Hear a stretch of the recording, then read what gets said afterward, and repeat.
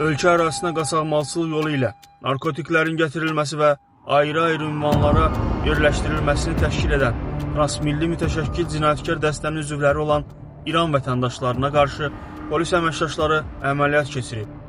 Daxili İşlər Nazirliyinin mətbuat xidmətinin Lənkəran regional qrupundan verilən məlumata görə Yardımlı rayon polis şöbəsinin əməkdaşlarının keçirdikləri tədbirlərlə 26 yaşlı Hadi Fəsihi və 29 yaşlı Rıza Ətai saxlanılıblar.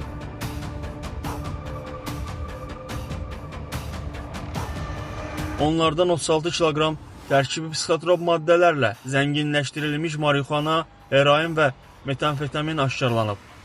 Faktla bağlı cinayət işi başlanılıb, saxlanılan şəxslər barəsində məhkəmənin qərarı ilə həbs qəti imkan tədbiri seçilib. Dəstənin digər üzvlərinin və ölkə daxilində olan əlaqəli şəxslərin saxlanılması istiqamətində əməliyyat tədbirləri davam etdirilir.